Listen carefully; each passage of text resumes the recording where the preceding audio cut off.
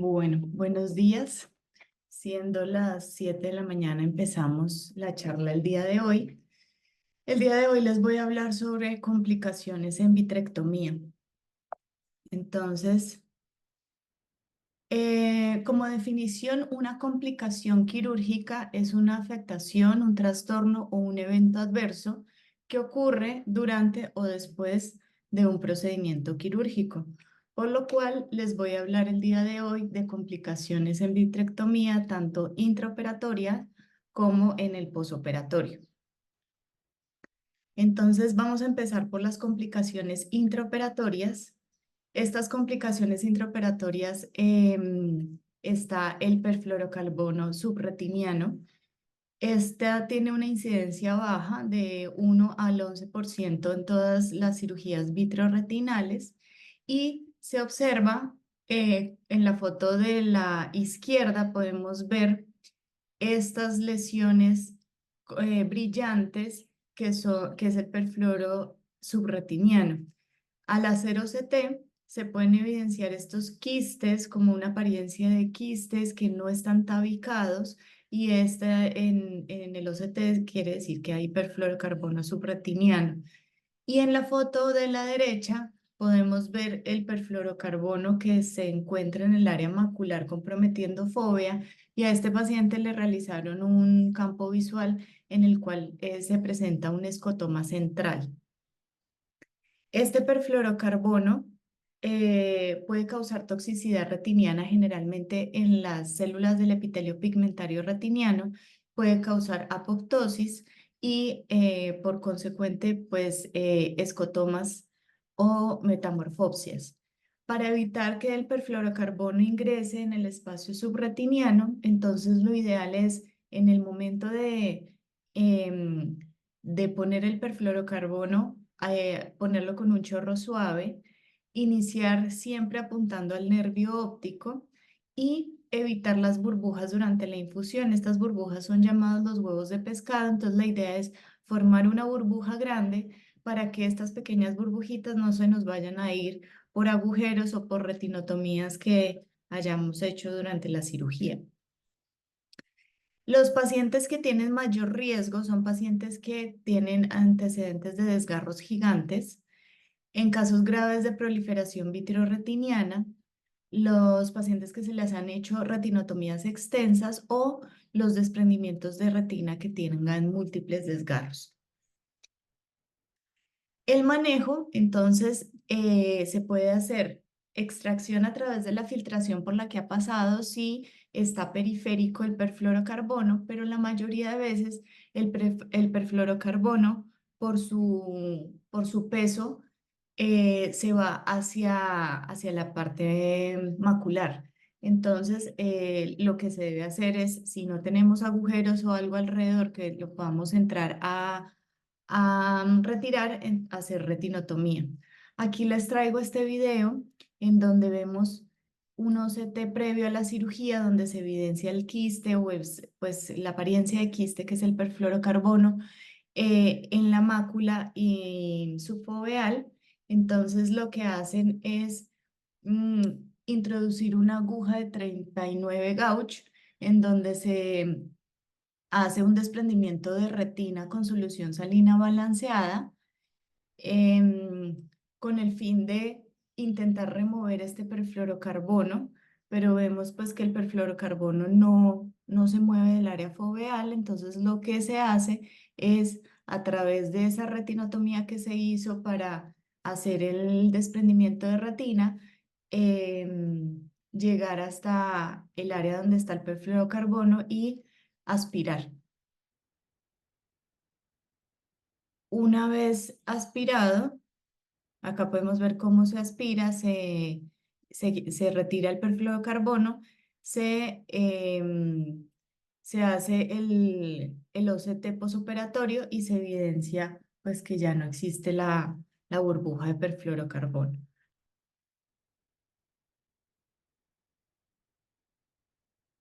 Otra de las complicaciones que podemos tener es silicón en la cámara anterior.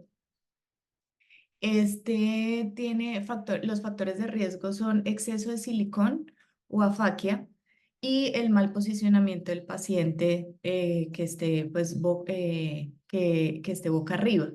El manejo depende de la burbuja de silicón. Entonces, si la burbuja de silicón está como esta fotografía abajo a la derecha, que está emulsificado, o es la fotografía que está en la parte de arriba a la derecha, que es de gran cantidad, lo ideal es hacer cirugía para retirarlo. Pero si son burbujas pequeñas, el drenaje se puede hacer en el consultorio, en la lámpara de hendidura, empezando por poner pues yodopovidona para tener un manejo estéril y con una aguja, se puede hacer de dos formas, con una aguja siempre entrar en la córnea, hacer una paracentesis superior, ya sea con una aguja de 30 gauge o de 30 o con un escleroto, perdón, con un cuchillete de 15 grados, entrar a hacer la paracentesis y oprimir el labio posterior de la paracentesis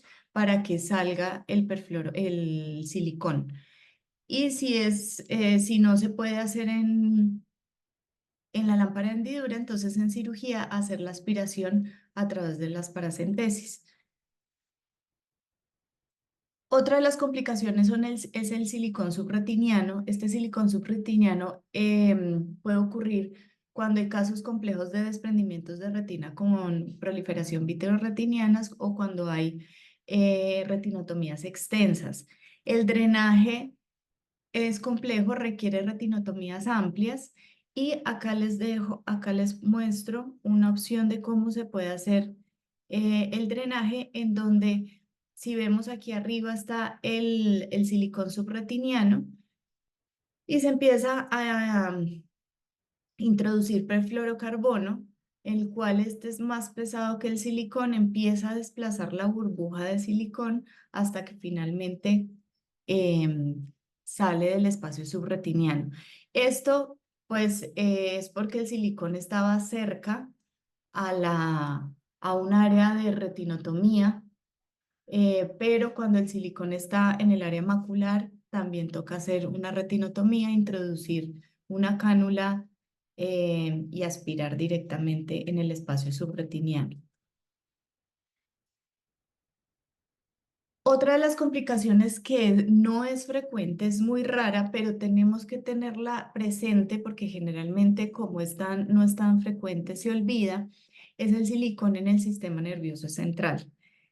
La historia natural de la migración de este silicón es incierta, pero hay dos hipótesis. Una, que el silicón penetra a través de la lámina cribosa hacia el quiasma óptico y al cerebro, y esta migración directa está facilitada por dos condiciones del paciente. Uno, aumento de la presión intraocular o glaucoma del paciente, y dos, una alteración congénita que son fosetas del nervio óptico, que por esta foseta del nervio óptico el silicón puede migrar hacia el sistema nervioso central. Y la otra teoría es la migración de las burbujas de silicón emulsificadas por fagocitos, la que está más aceptada es la que penetra a través de la lámina cribosa secundario a anomalías congénitas como las fosetas del nervio óptico. Y la localización entonces puede estar alrededor del nervio óptico, puede estar en el quiasma óptico o en los ventrículos laterales. Este es un reporte de caso en el que la paciente es una paciente de 49 años que ingresó al hospital por un síncope y un trauma craneoencefálico leve secundario a su síncope. Le hacen esta imagen de TAC cerebral en donde se evidencia este material hiperdenso en la cisterna supracelular y en el ventrículo lateral. Se pensó inicialmente en una hemorragia subaracnoidea, por lo cual solicitan una resonancia magnética, y en la resonancia magnética se evidencia estas imágenes que están señaladas con las flechas, que son imágenes hipointensas, también en la cisterna supracelular y en el ventrículo lateral, y además una imagen de características similares intraocular en el ojo derecho. Se interroga a la paciente, por lo tanto, pues, que había tenido antecedentes de cirugías, de varias cirugías intraoculares por desprendimiento de retina con silicón en el ojo derecho. Y en este TAC podemos evidenciar esta imagen en donde vemos este material hiperdenso intraocular y a través, pues alrededor del nervio óptico. Por lo tanto, se descarta la posibilidad de hemorragia subaracnoidea y se hace el diagnóstico de silicón en sistema nervioso central. Finalmente, la paciente no tiene signos de focalización neurológica, entonces no se hace nada, se le continúa con seguimiento y no hay necesidad de intervenir quirúrgicamente. Y este es otro estudio, otro reporte de caso en donde reportan dos pacientes. El paciente de la izquierda, una paciente de 81 años, que fue hospitalizada inicialmente por un hematoma pretibial. Durante la hospitalización, la paciente hace delirium, por lo cual solicitan un TAC cerebral, en donde se evidencian estas imágenes hiperintensas en los dos ventrículos laterales, y en el ojo derecho se evidencia el mismo material intraocular.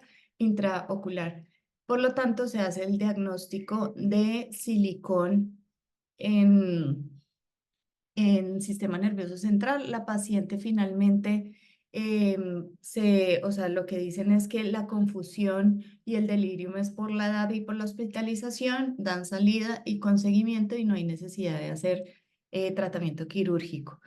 Y esta otro reporte de caso es un paciente de 42 años, no tiene tiene historia de ojo ciego por antecedente de desprendimiento de retina en el ojo izquierdo, y se le hace una resonancia magnética por cefaleas a repetición en donde se evidencia pues este material hipointenso intraocular a través del nervio óptico, incluso en el quiasma óptico. El diagnóstico diferencial, como lo dije anteriormente, tiene que ser con aneurismas, con hemorragias intracerebrales y con quistes coloides. Y actualmente no hay ninguna indicación clara de que se tenga que hacer alguna intervención para retirar este silicón intracerebral, porque generalmente no produce ningún daño neurológico ni ningún signo de focalización neurológica. La hemorragia supracoroidea es también llamada un desprendimiento de coroideo hemorrágico, y es la acumulación de sangre, como lo podemos ver en la foto de la derecha, es la acumulación de sangre en el espacio supracoroideo, aquí entre la coroides y la esclera. Se llama masiva cuando más del 50% está ocupada por el desprendimiento coroideo, y es una complicación rara, pero muy grave y de muy mal pronóstico visual, en donde pueden tener varios factores de riesgo, pero la vitrectomía está entre el 0,14 y el 4,3% de incidencia de esta complicación.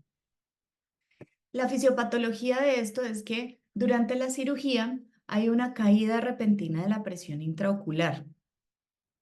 Esta caída repentina de la presión intraocular hace que se produzca una rotura de las ciliares posteriores, tanto largas como cortas, y esta acumulación de sangre en el espacio supracoroideo hace que después de esta caída repentina de la presión intraocular haya un aumento de la presión intraocular, y si no se controla, eh, posteriormente una hemorragia expulsiva. La incidencia mayor es en trauma ocular hasta un 35%, la cirugía de catarata es un 30%, el glaucoma un 17%, la queratoplastia penetrante un 6%, la vitrectomía 4,3% e el implante del lente secundario hasta un 3% de esta complicación. Y los factores de riesgo son múltiples. Acá en esta tablita la podemos dividir en sistémicos, oculares, perioperatorios y posoperatorios. Entonces, los sistémicos es más frecuente que se den en pacientes de edad avanzada, que tengan arteriosclerosis, que tengan historia de hipertensión arterial y diabetes o alguna alteración de la coagulación. Los oculares, los más frecuentes son glaucoma, miopía y pacientes con afaquia y pseudofaquia. Y tener muy en cuenta que los pacientes que han tenido antecedente de hemorragia supracoroidea en el ojo contralateral tienen mayor riesgo de presentarla cuando se hace cirugía del otro ojo. Los perioperatorios, entonces, los más frecuentes son la caída brusca de la presión intraocular, como ya les dije, es el mecanismo fisiopatológico como se produce. Los pacientes que durante la cirugía hacen maniobras de Valsalva, cuando hay catarata, cuando hay cirugía de catarata complicada con pérdida del vítreo, y la hipertensión arterial intraoperatoria también es un factor de riesgo para esta enfermedad. Y los posoperatorios no son tan frecuentes, pero traumatismos, hipotonía ocular o maniobras de Valsalva después de la cirugía. Entonces, una vez tenemos una hemorragia supracoroidea, ¿qué hay que hacer? Entonces, uno es no perder la calma. Dos es, lo ideal es detectarla a tiempo y una vez se detecta, lo ideal es no sacar los instrumentos, es aplicar presión con los instrumentos sobre las esclerotomías e inmediatamente elevar la presión de infusión. Antes de hacer cualquier otra intervención, entonces hay que revisar por qué el ojo está hipotónico. Entonces, uno, puede ser que el ojo se le haya presentado un coroideo o se produzca hipotonía porque no tenemos la infusión abierta. O sea, empezamos a hacer vitrectomía sin la infusión abierta, entonces revisar que la infusión esté abierta, revisar que la cánula de infusión esté posicionada y que no esté subretiniana en el espacio coroideo. Y si vemos que todo eso está normal, entonces hay que observar. Si la hemorragia es pequeña, el coroideo es pequeño y no avanza, lo que se puede hacer es terminar rápidamente la cirugía y cerrar. Si vemos que la hemorragia es grande, entonces conservar los instrumentos dentro del ojo y lo que se puede hacer es inyección de aceite de silicón o perfluorocarbono hasta llenar pues el espacio intravitreo y cerrar. Pero si vemos que es una hemorragia masiva, una hemorragia severa, hay que cerrar inmediatamente y el drenaje de esta hemorragia supracoroidea se recomienda que sea en un segundo tiempo, que no sea inmediatamente esté presentando pues en esa misma cirugía. Entonces, el tratamiento, una vez uno cierra las esclerotomías y las incisiones que tenga pues el paciente es hipotensores oculares y esteroides sistémicos a 1 miligramo kilogramo día. Y la idea es hacer el seguimiento después de este paciente con ecografía para saber el momento de hacer la reintervención. Este es un esquema que encontré en este artículo publicado en el 2023, el año pasado, en donde nos resume más o menos lo que acabo de explicar. Entonces, tenemos la hemorragia supracoroidea. Entonces, uno, tenemos que ayudarnos con el anestesiólogo para bajar la presión sistólica del paciente.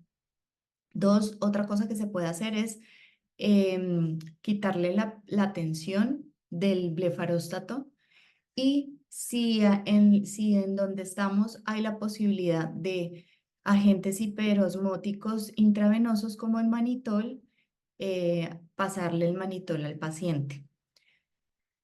Las estructuras intraoculares hay que reposicionarlos y reformar la cámara anterior. Inmediatamente hacer taponamiento del globo ocular con compresión digital y sutura de las incisiones. Entonces, el seguimiento ecográfico, la idea es que se haga para observar la lisis de coágulo. Más o menos la lisis del coágulo, la sangre está fluida entre los 10 a 12 días después de la hemorragia. Entonces, por ejemplo, acá vemos en el día 1 posoperatorio cómo está el coroideo con una gran hemorragia y coágulos dentro de este, y acá pequeño se alcanza a ver un coroideo en el otro lado. En el día 3 está casi prácticamente igual, ¿sí? No ha cambiado mucho, pero hacia el día 6 ya vemos que hay más lisis, ese coágulo tiene pues ya lisis del coágulo, y en el día 11 pues aún más. Entonces la idea es hacer el seguimiento ecográfico y a partir del décimo, de los 10 a 12 días después de la hemorragia, entrar nuevamente a cirugía para drenar hematoma, y la mayoría de las veces se produce un desprendimiento de retina secundario, entonces pues tratar este desprendimiento de retina. Entonces una vez entramos en un segundo tiempo a realizar la cirugía, hay que usar primero un mantenedor de cámara anterior, no podemos usar la infusión directamente en el trocar intravítreo. Entonces lo ideal es empezar la cirugía con un mantenedor de cámara anterior, y se puede hacer el drenaje de dos formas, una esclerotomía radial, y en esta les voy a mostrar que muestran cómo hacerla el, en este video. Entonces se pone el mantenedor de cámara anterior aquí, lo voy a pausar un momentico. Acá podemos ver la sombra en donde vemos la hemorragia y el coroideo. Se hace la peritomía, se hace la diatermia en la zona donde se va a hacer el drenaje, y ellos introducen un esclerótomo oblicuo, más o menos el 40% del esclerótomo, un esclerótomo no valvulado, para hacer el drenaje. Entonces se ayudan con una pinza y ahí empiezas a ver el drenaje. Entonces lo ideal es una vez se empiece a drenar, subir la presión del mantenedor de la cámara anterior, y acá podemos verlo, ya que lo voy a pausar un momento, que ya con el drenaje ya no se observa a través de la pupila el hematoma.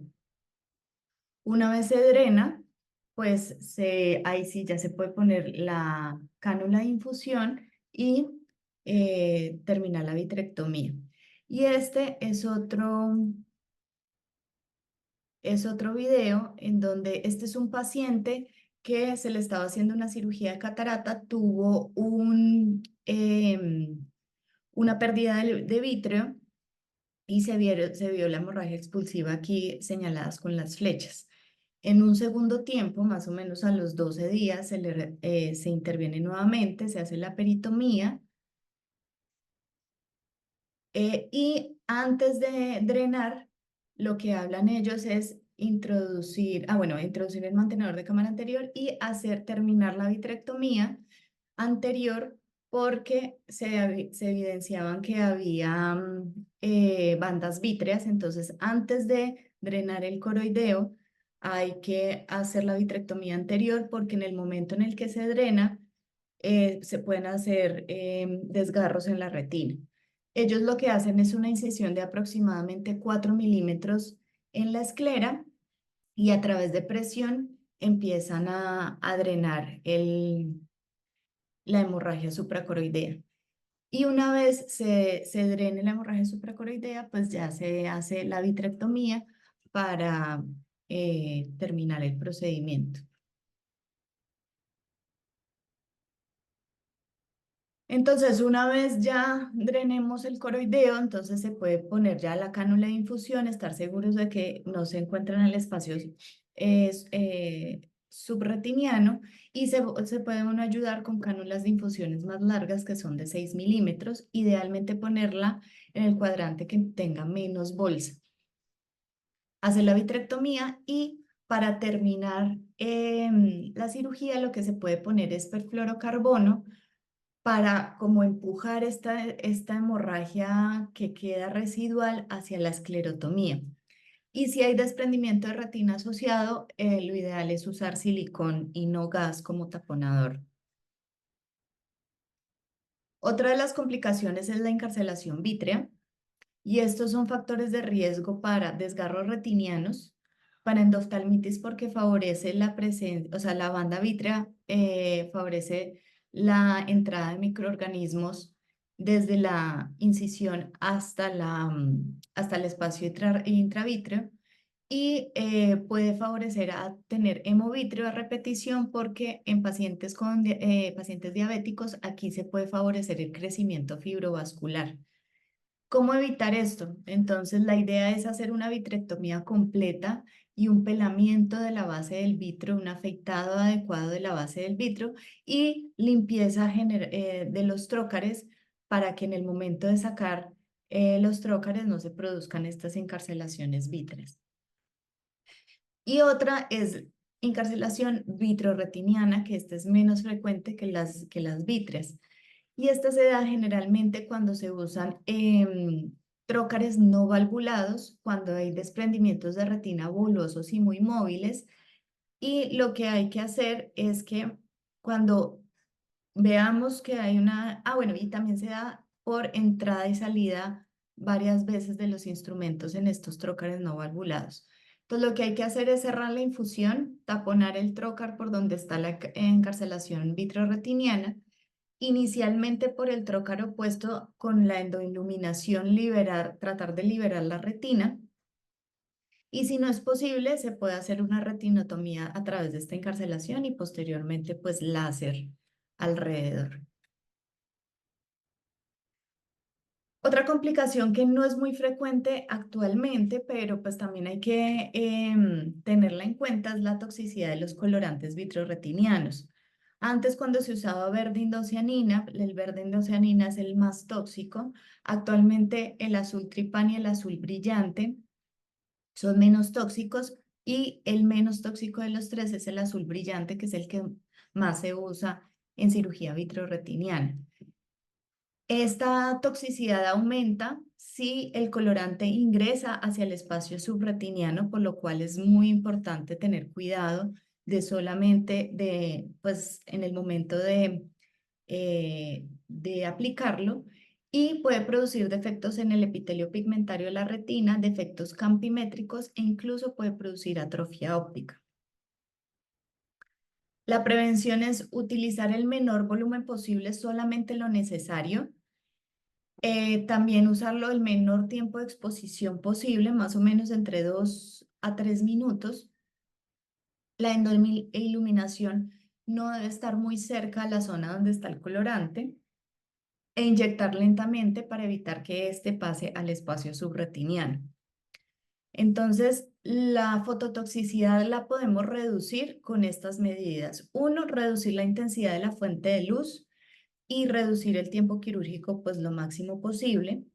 Usar fuentes de luz con filtros, que ahora pues todos los instrumentos vienen con filtro, anteriormente no, entonces era un riesgo para presentar fototoxicidad. Alejar la fuente de luz de la superficie de la retina, o sea, tratar de trabajar con la fuente de luz lo más alejado posible. Minimizar y usar los colorantes solamente cuando sean estrictamente necesarios y reducir la intensidad de la luz del microscopio quirúrgico también puede ser eh, pues beneficioso para evitar la fototoxicidad. Ahora voy a hablar de las complicaciones posoperatorias. Las complicaciones posoperatorias pueden ser la hipertonía, que generalmente se da por bloqueo pupilar, por una inflamación persistente del ojo, por sinequias Y las más comunes en cirugía vitreoretiniana es la expansión del gas por algún error en la dilución o el exceso de llenado tanto de gas como de silicón. Y los pacientes que a pesar de las recomendaciones viajen en avión o en carro que tengan gas en cavidad vítrea, este se expande por aumento en la presión atmosférica. Otras factores de riesgo son el uso prolongado de esteroides, la exacerbación de un glaucoma que ya está, o sea, un glaucoma preexistente, cerclajes muy apretados o antecedentes de hemorragias que pueden producir un glaucoma hemolítico. El manejo entonces depende de la causa. Generalmente se maneja con medicamentos tópicos. Se puede hacer paracentesis en cámara anterior, iridotomía si hay bloqueo pupilar y si hay sobrellenado de gas o silicón, pues tratar de que el paciente siga estrictamente la posición boca abajo o si no es, si a pesar de esto sigue con la hipertensión ocular, extracción pues del silicón y del gas. Y si ya todas estas medidas se han hecho y no ha sido posible, pues la cirugía filtrante. La hipotonía se define como una presión intraocular menor de 6 milímetros de mercurio. Esta puede ser transitoria o mantenida. Y la mayoría de veces la hipotonía puede producir hemorragia vítrea. Pero también la hipotonía puede ser asintomática, pues disminución de la visión, puede causar dolor ocular, incluso llevar al paciente a la tisis bulbi. El tratamiento también es según la causa, entonces la hipotonía hay que revisar que no haya una filtración con suturar las esclerotomías y usar corticosteroides para aumentar la presión intraocular. Y la prevención es usar una técnica cuidadosa de las esclerotomías, inserción del trocar oblicuo y biselado y cuando se sacan los trócares, hacer compresión de estas esclerotomías al retirarlas y si hay evidencia de fugas, siempre revisar cuando se vaya a terminar la cirugía, pues hacer sutura en las esclerotomías si hay evidencia de fugas para evitar la hipotonía. Los pliegues retinianos fueron descritos en 1984 por Pavana y los pliegues retinianos pueden ser de dos clases, de espesores total o espesor parcial. Los de espesor parcial pueden estar en la retina interna y en la retina externa. Entonces, la fisiopatología de estos pliegues retinianos es que se produce, después de un desprendimiento de retina, se produce un drenaje incompleto del líquido subretiniano. Esta zona generalmente son más frecuentes que se produzcan cuando uno deja como gas como taponador y esta zona de la retina donde el líquido subretiniano es empujada por el gas. Después hay una reabsorción parcial de este líquido subretiniano y se produce el pliegue, generalmente produciendo contacto entre las capas de fotorreceptores. Y este pliegue produce apoptosis de estos fotorreceptores y por consiguiente alteraciones en el campo visual y metamorfopsis.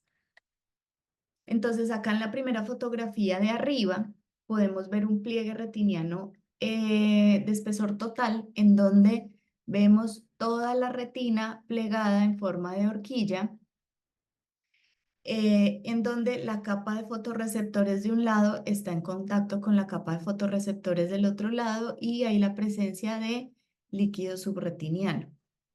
Esta fotografía del medio lo que nos muestra son pliegues de espesor parcial en la retina interna, en donde hay un replegamiento de la membrana limitante interna y se puede ver una irregularidad en la superficie. Y esta fotografía de abajo, vemos unos repliegues, son pliegues en la retina externa, en donde vemos unos repliegues en la membrana limitante externa y en la zona elipsoide. Generalmente los pliegues ocurren más frecuentemente en la periferia, pero estos en la periferia no producen consecuencias visuales, a diferencia a nivel macular, que sí producen metamorfopsias y disminución de la visión, y la incidencia generalmente es baja, un 2,8% en las vitrectomías secundarias a desprendimiento de retina.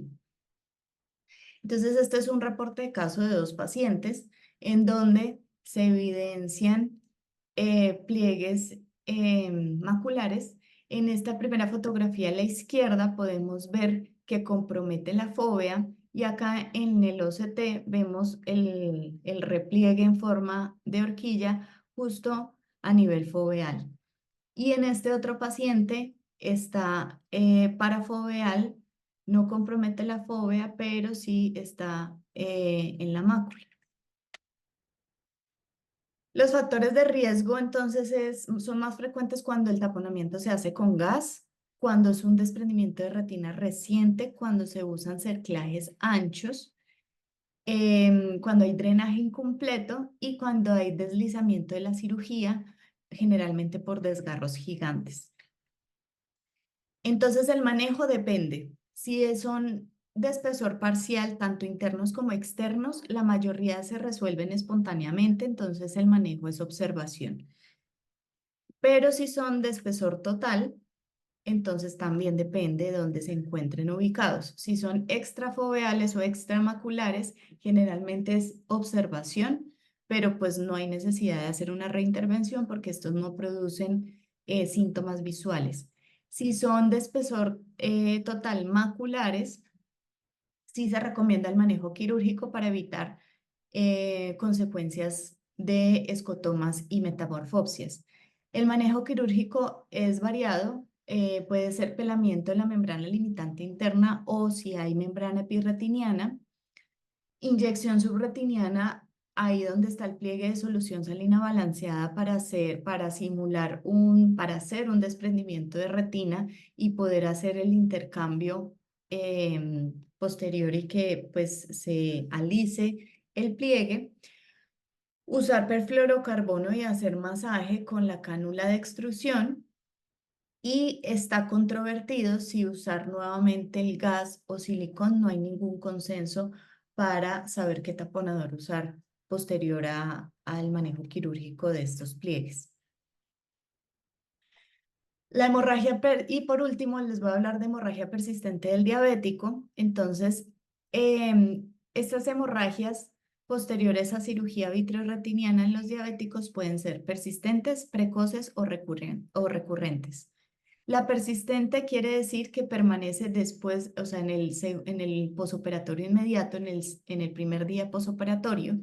La precoz es que se presente durante el primer mes posoperatorio, y la recurrente es que durante el primer mes se encuentre el paciente bien y a partir del primero o segundo mes posoperatorio vuelva a sangrar.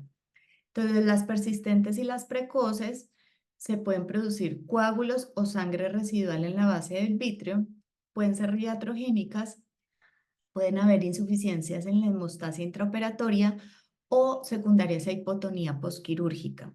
Y las recurrentes es generalmente por nuevo desarrollo, o sea, por desarrollo de neovascularización o recurrencia de la que ya estaba. Los factores de riesgo, entonces hablaban que entre más larga la cirugía, mayor riesgo de producir nuevamente hemorragia. Pacientes jóvenes, porque generalmente las retinopatías diabéticas son más agresivas en estos pacientes, cuando ya hay neovascularización del iris, cuando hay hipotonía posoperatoria o cuando hay asociado a la diabetes hipertensión arterial no controlada.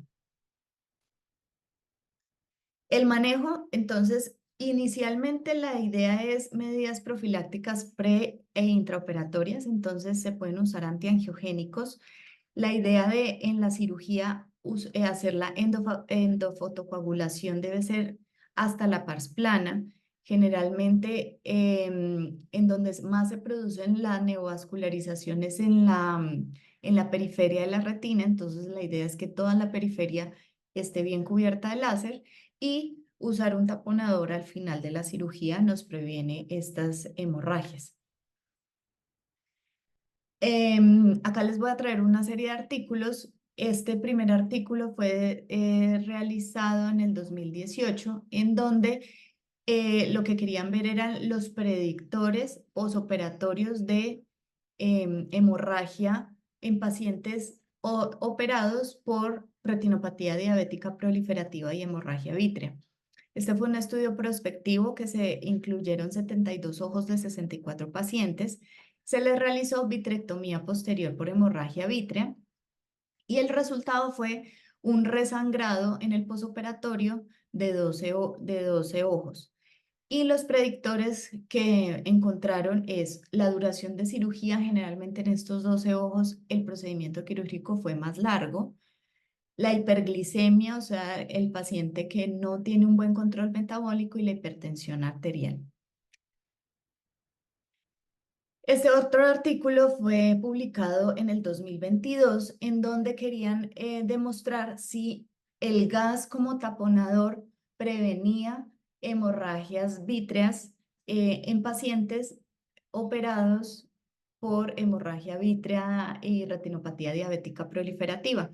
También fue un estudio prospectivo aleatorizado en donde se escogieron 96 pacientes y se escogieron en dos grupos. El grupo 1, que era el grupo de gas, se le aplicó SF6 como taponador al 20%, y el grupo 2, que fue el grupo control, se dejó solamente con solución salina balanceada, en donde se vio que en el grupo 1, que era el grupo con gas, em, se produjo hemorragia vítrea hasta en un 11,1%, y en el grupo 2 hasta un 33,3%. Por lo tanto, esta diferencia fue estadísticamente significativa y pueden concluir en el estudio que el uso del gas como taponador reduce la incidencia de hemorragia vítrea posoperatoria. Otros estudios que se realizaron para mirar la incidencia de hemorragia vítrea posoperatoria fue este estudio realizado en el 2019, en donde después de la cirugía se le inyecta terapia antiangiogénica con ranibizumab al paciente. Este fue un estudio retrospectivo, perdón, observacional de 103 pacientes, en donde a 66 pacientes le aplicaron ranibizumab al final de la cirugía y 37 pacientes se les hizo solamente vitrectomía sin medicamento. Y los resultados es que el resangrado en el grupo con ranibizumab fue del 6,1%, mientras que en el grupo control fue de 24,3%. Esta diferencia fue estadísticamente significativa, por lo tanto concluyen que el aplicar ranibizumab después de un procedimiento quirúrgico en pacientes con retinopatía diabética proliferativa reduce la tasa de resangrado. Y además vieron que en el grupo tratado con ranibizumab la agudeza visual fue mejor que en el grupo control. Y por último, este último estudio fue del año pasado, del 2023, en donde se hizo el estudio pero con aflibercept. Entonces fue un ensayo clínico prospectivo aleatorizado en donde se escogieron 128 pacientes y se dividieron en dos: 64 ojos con aplicación después en la intraquirúrgico de aflibercept contra un grupo control en donde no se le aplicó aflibercept, y los resultados fueron muy similares al estudio que se hizo con ranibizumab, en donde la tasa de hemorragia vítrea fue significativamente menor en el grupo 1, los pacientes que se les aplicó aflibercept intraquirúrgico, y estos pacientes se siguieron al mes 1, 2 y 3, en donde se vio que sí había una diferencia significativa. Por lo tanto, pues se recomienda el uso de antiangiogénico eh, después de la cirugía para evitar esta hemorragia vítrea posoperatoria. Y para concluir, entonces, ni el mejor cirujano está exento de complicaciones. Lo importante es saber cómo evitar estas complicaciones, saber que existen, cuáles son las complicaciones que se pueden presentar, y saber cómo afrontar las diferentes complicaciones de la cirugía vitreoretiniana. Entonces, eso era lo que les tenía para hoy. Bueno, muchas gracias, Marcela. Muy, muy buena revisión. Yo tengo algunos comentarios sobre complicaciones que, como podrán suponer, pues las he tenido todas. No hay ninguna y de pronto he inventado algunas. Lo primero, el perfluoro, las burbujas de perfluoro. Muchas veces se forman es al final, cuando uno hace un llenado completo de perfluoro buscando expandir la retina y llegan al nivel de la infusión. Cuando el nivel de perfluoro sube hasta el nivel de la infusión y uno tiene la infusión muy alta, pues eso genera un burbujero tremendo. Entonces, Ok. ahí hay que tener en cuenta siempre de acostar la infusión, o sea, ponerla a apuntar para arriba, bajar la presión. Y yo he estado trabajando en cambiar el sistema de infusión, hacer un sistema de infusión distinto para que no pase eso y no tengamos los problemas de empañamiento de los lentes intraoculares. También viendo a ver cómo se puede evitar eso, que es otra complicación, ¿no? Que dificulta la visibilidad y dificulta el intercambio aire líquido. Una vez que se va a subretinal, pues cuando es extramacular realmente y pequeño, como usted dijo, no tiene mucho problema, pero la discusión es cuando está subfoveal y sobre todo si hay buena visión, ¿no? Entonces hay gente que sostiene que se puede dejar. Yo siempre he creído que eso hace daño, ¿sí? Lo mismo que el silicón subretinal, ¿no? El silicón subretinal, pues generalmente es el resultado de que no se logró una expansión retinal, no se logró liberar la retina de toda la tensión. Casos donde es un PBR severo y es la retina eh, misma, no es epi o subretinal, sino la misma retina la que está contraída. Y en esos casos, pues pensar que porque uno pone silicón entonces iba a expandir, no es cierto. El silicón se termina yendo por debajo de la retina, ¿no? El otro comentario es sobre los coroideos, las hemorragias coroideas. Pues esa es una que yo no he tenido. En toda la vida no la he tenido. En vitrectomía, pues, no en cirugía de catarata. Y eso me hace dudar a mí de que realmente exista o por lo menos sea tan frecuente. Usted mencionó hasta estudios de hasta 4%. 4.3%, sí. Lo que sí he visto mucho, y lo he tenido mucho, es la cánula subcoroidea, que simula exactamente una hemorragia. Ujú, Y he visto videos y he visto situaciones en donde el cirujano hace diagnóstico de hemorragia expulsiva y lo que tiene es la cánula subcoroidea. Entonces, yo no sé, yo dudo de ese diagnóstico, porque es que la condición para una hemorragia coroidea, una hemorragia expulsiva, es la condición de la catarata, ¿no? Usted tiene un ojo abierto, usted tiene un ojo hipotónico, ujú. está saliendo vítreo y entonces se pliega la coroide, se quiebran los vasos, se rompen los vasos y pues se produce una hemorragia coroidea. En vitrectomía eso no pasa prácticamente nunca. Usted puede tener momentos cortos de hipotensión por errores de comunicación, cierre la infusión, abra la suba, la baja, de pronto tiene un momento de hipotensión, pero son momentos muy cortos y nunca en cero, o sea, el ojo totalmente colapsado, pues es sumamente raro. Y como le digo, si ocurre, ocurre por segundos o décimas de segundos, porque uno se da cuenta inmediatamente.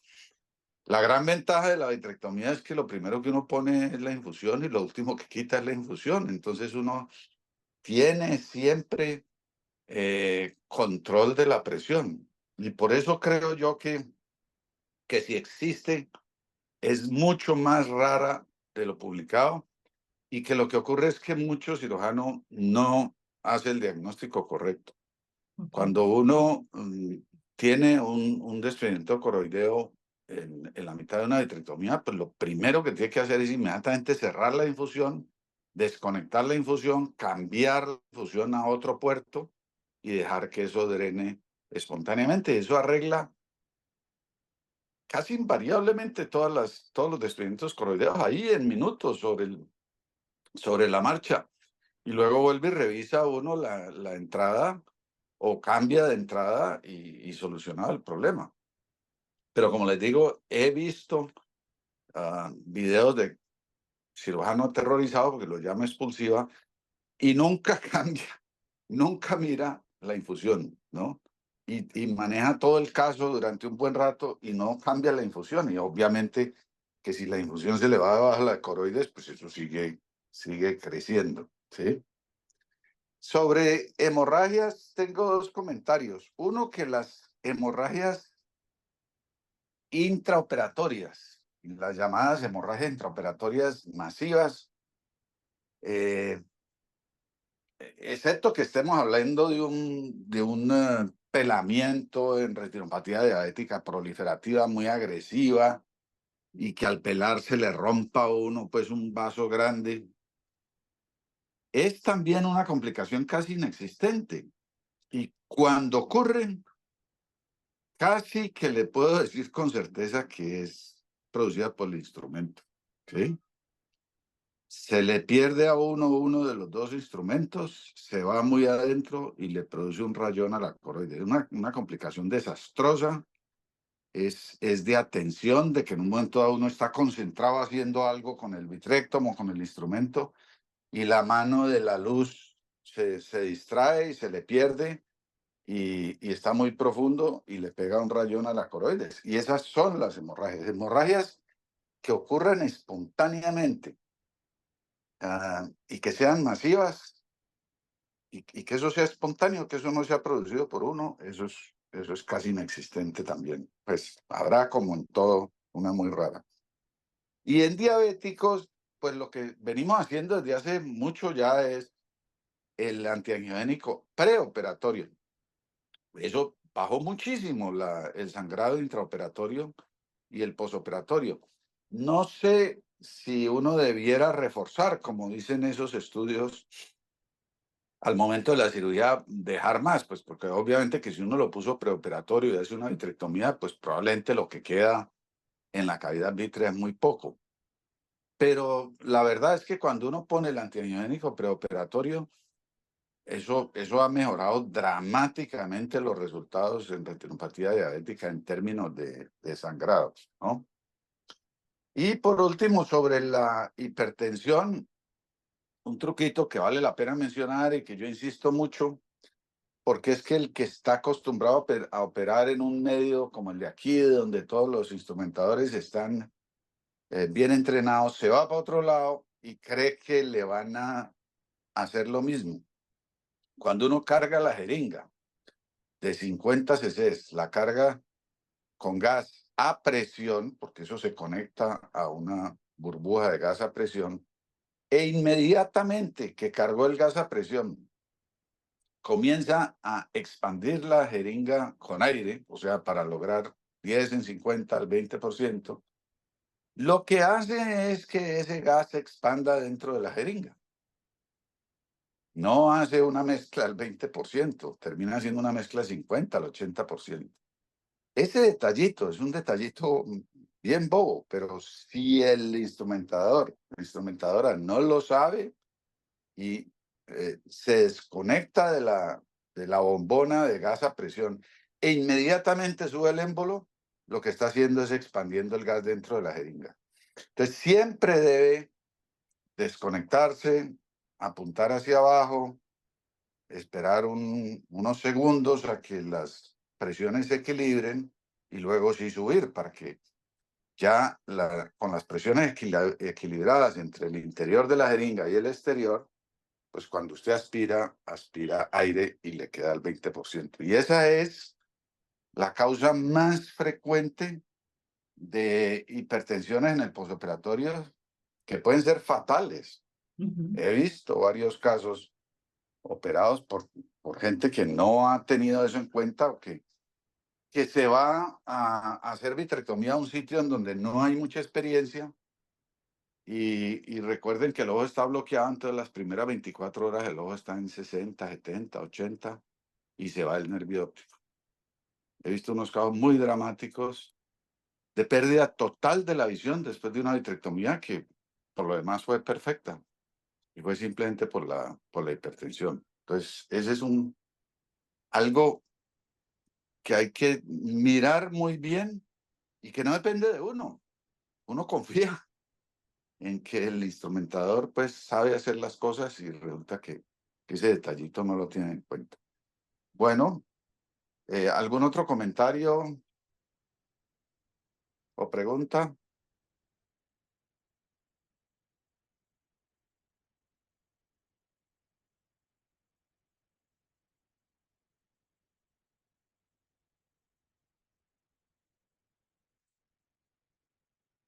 Ok, Mm. muchas gracias a todos por la asistencia. Muchas gracias, Marcelo. Bueno, gracias, que Bye. estén bien. Hasta Gracias, luego. doctor. Chao. Hasta luego. Luego.